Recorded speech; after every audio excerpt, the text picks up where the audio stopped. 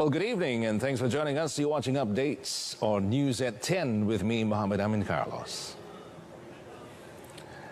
Well, now for the COVID-19 updates. Well, Malaysia once again recorded its highest number of daily recoveries today as the Health Ministry reported 5,718 cases discharged in the past 24 hours. Now, this surpassed the previous record set 2 days ago. Well, the total number of recoveries now stands at 224,053, equivalent to an 83.2% recovery rate. Meanwhile, Health Director General Tan Sri Dr. Nur Hisham Abdullah said 2,720 new infections were reported in the country, all of which were local transmissions. Selangor melaporkan kes harian baru yang tertinggi iaitu sebanyak 1,300 kes bersamaan dengan 47.8%. Ini diikuti oleh negeri Johor sebanyak 451 kes iaitu bersamaan dengan 16.6%. Dan wilayah Persekutuan Kuala Lumpur sebanyak 318 kes bersamaan dengan 11.7%. Following this development, the total number of cases currently active and monitored in the country is 44,129. From the amount, 253 of them are being treated in intensive care units, ICUs, with 118 requiring respiratory aid. MOH also recorded 8 new COVID-19 related deaths today, and the number of casualties rises to 983. The government has decided to extend the movement control order, the MCO, in several states for another 2 weeks until 4th March.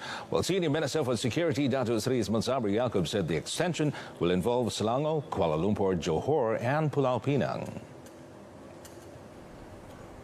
Explaining further, he said other state and federal territories previously placed under MCO will return to the Conditional Movement Control Order, CMCO.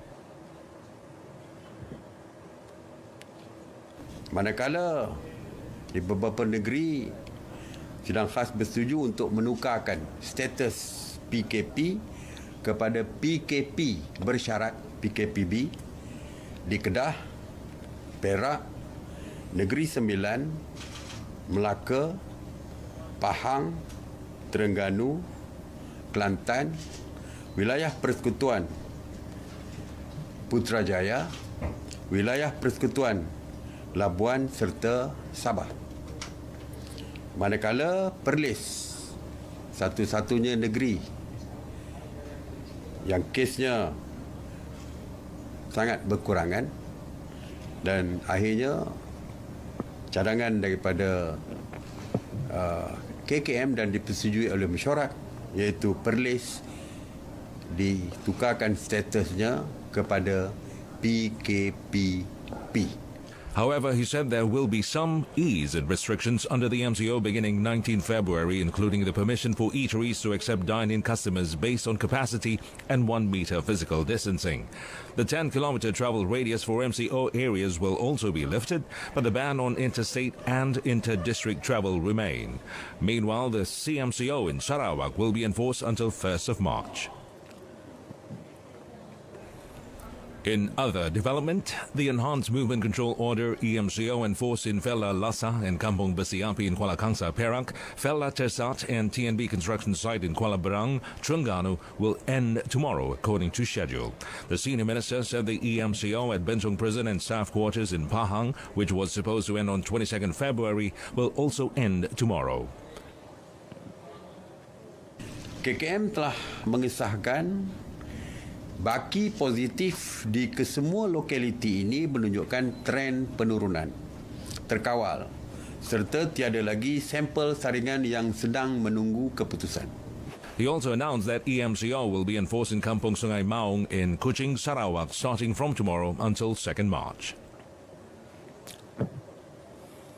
Well, members of the parliament and state representatives are among those included in the first batch of recipients of the Pfizer-BioNTech COVID-19 vaccine. Well, according to Prime Minister Tan Sri Muhyiddin Yassin, this will involve leaders from both the government and opposition sides since they are frequently working closely with the grassroots community. Mereka ini juga akan diberikan vaksin mungkin dalam fasa pertama untuk membolehkan mereka menjalankan tugas secara lebih berkesan dan selamat. Apapun saya telah meminta supaya kedua-dua yang berhormat menteri berbincang dengan pimpinan-pimpinan parti-parti yang ada untuk mereka bersetuju dan memahami keperluan itu, dan ini insya-Allah akan kita laksanakan apabila vaksin ini sudah dapat kita terima dalam tempoh yang terdekat ini. The Premier further explained that the proposal has already been examined and acknowledged by the COVID-19 Vaccine Supply Access Guarantee Committee. The committee is chaired by Health Minister Datuk Seri Dr. Adham Baba, along with Science, Technology and Innovation Minister Khairi Jamaluddin.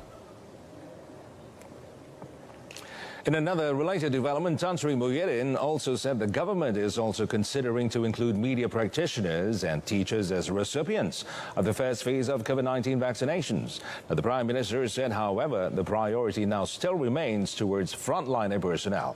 Now, this is to ensure that these groups are protected from the virus, simultaneously ensuring optimum levels of health and security of the nation. They can be given sort of vaccination at the earlier part when we start rolling out all these things because of the job that are involved, the way that they manage sort of the day-to-day operations involve a lot of people, and if we believe they are at risk if they are not vaccinated, we will then consider them as among the first recipient of the vaccine. Meanwhile, Science, Technology and Innovation Minister Khairi Jamaluddin informed that 300,000 healthcare frontliners personnel are to be vaccinated in the first phase of vaccination, while another 200,000 vaccinated involve other frontliner personnel not involved in the health sector. Earlier, Tan Sri Muhyiddin launched the National COVID-19 Immunization Program Handbook, which explains the importance and usage of the COVID-19 vaccine in Malaysia, as well as how the vaccine can be produced so quickly. Furthermore, the book also highlights the types of vaccines used by the government, storage facilities nationwide, verdict on usage of the vaccine from a religious perspective, and potential side effects. The National COVID-19 Immunization Program Handbook can be downloaded at the official Malaysian COVID-19 vaccine portal. Well, individuals will be screened to identify allergy and medical history of individuals for suitability prior to receiving the COVID-19 vaccine. Well, Prime Minister Tan Sri Muhyiddin Yassin said those who are not suitable to receive the vaccine will not be given the jab. The Premier also said once the individual have been administered the vaccine, they will be monitored for 15 to 30 minutes before being allowed to leave the vaccination center. This is to ensure no incidents of serious allergy reactions occur.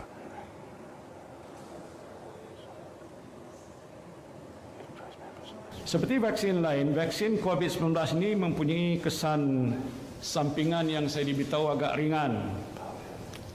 Mungkin ada beberapa sakit, bengkak di tempat suntikan dan sebagainya.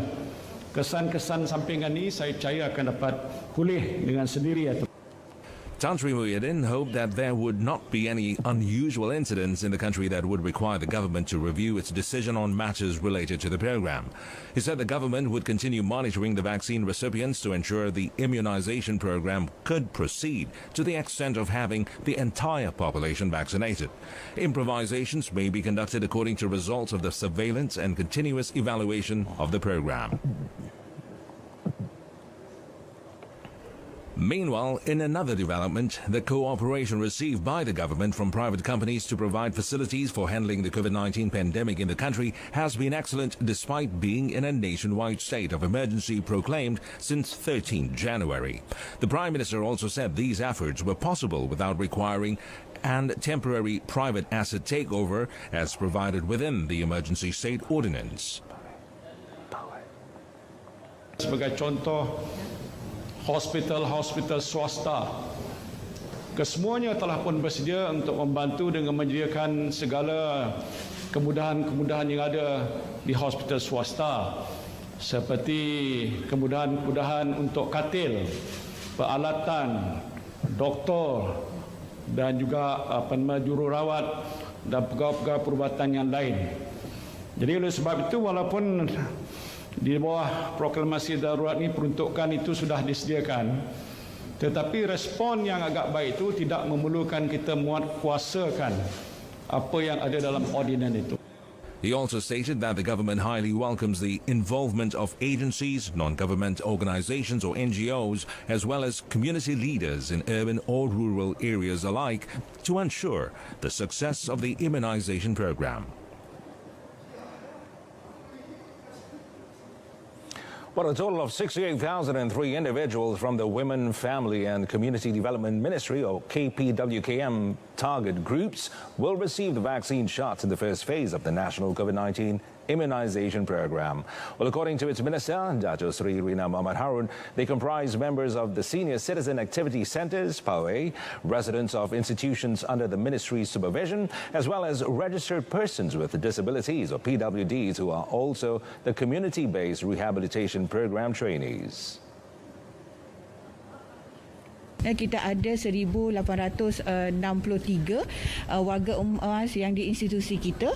Ini tidak termasuk yang kita ada di pawai sebanyak 183 buah pawai di seluruh Malaysia yang melibatkan hampir 48,000 orang warga emas. Institusi di bawah penyelenggaraan swasta ataupun NGO juga diberikan keutamaan. Sebab dia bila di institusi ni dia mudah sikit kalau kita nak berikan vaksin dan sebagainya. The minister also suggested that institutions for senior citizens and PWD managed by private entities and non-governmental organizations should receive similar priorities to get the COVID-19 vaccine. The national immunization program is scheduled to be carried out in phases starting 26 February. The government has provided 5 methods for the people to make their registrations to receive the COVID-19 vaccine jabs. And according to the National COVID-19 Immunization Program Handbook, 2 of the methods involve online registrations, while another 3 comprise of manual registrations. Well, for those who opted for online registration, they can complete the process through My Sejahtera application or a special website created by the government. Now, the people can also manually register by calling the hotline phone number, which will be announced later, or they can register for the vaccine at private and public healthcare facilities. Another method of manual registration is through the assistance program organized by the government for those living in the rural areas. Now, the vaccine recipients will be informed of the date and place to receive the shots via My Sejahtera application, phone call, or the short message services, SMS. They would have to undergo a total of 18 steps to complete the vaccination process, regardless of the method of registration. However, recipients that receive vaccine that requires only 1 shot per person would only have to undergo 9 steps before receiving the digital COVID-19 vaccine immunization certificate.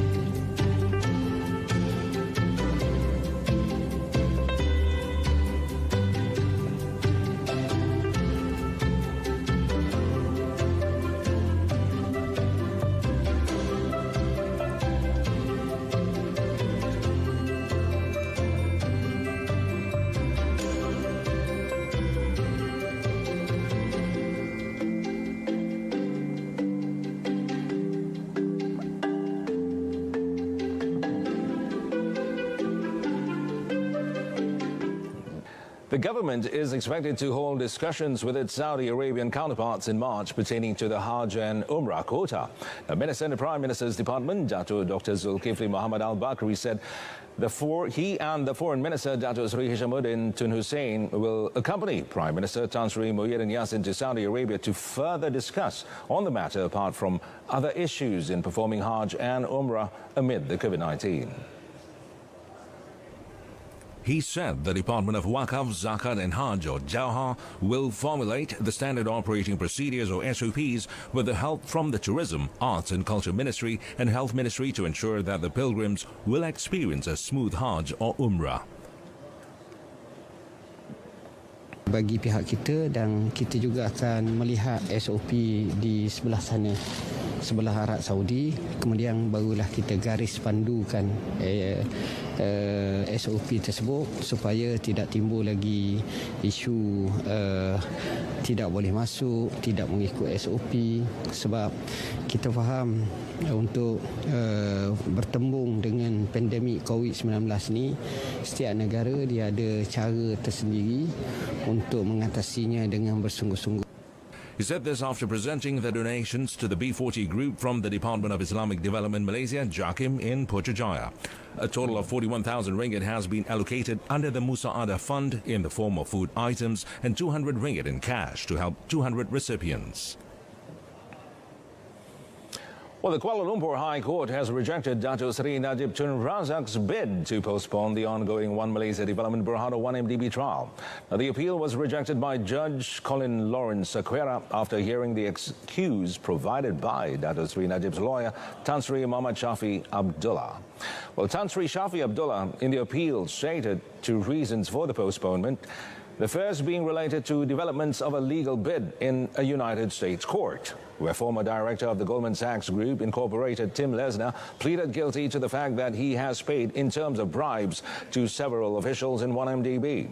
And following this, the former Prime Minister's defense told the court that his client was seeking to get the names of 1MDB officials that allegedly received the bribes. Tan Sri Muhammad Shafi said this is vital as the case is highly influential towards the cross-examination of witnesses involved in the ongoing trial.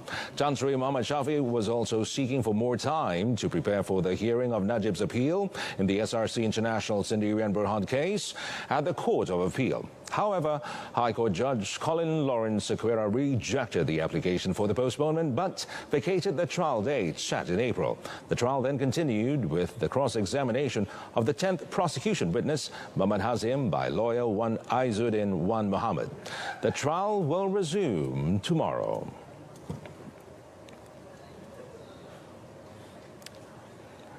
Well, a total of 21 individuals, including a woman and her son, were detained by the authorities for gambling at a house in Taman Impian Murni, Bukit Mertajam, Pulau Pinang.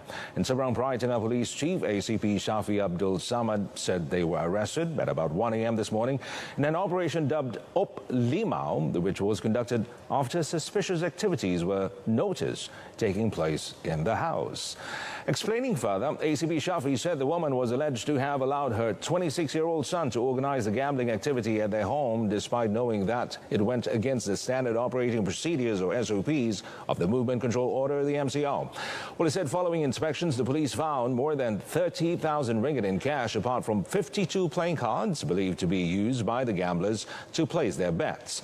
The 21 people detained, all aged between 21 and 41, have been remanded to assist in the investigation under Section 6, Subsection 1 of the Open House Gambling Act 1953 and the Prevention and Control of Infectious Diseases Act 2021. Well, they were also issued with 1,000 ringgit compound each for flouting the stipulated SOPs. Well, that's all the time we have this evening. In our top story, Malaysia once again records highest number of COVID-19 recoveries. Join us again at 12:30 tomorrow afternoon. I'm Mohammed Amin Carlos, and do stay tuned to Saluran Berita RTM and have a pleasant evening.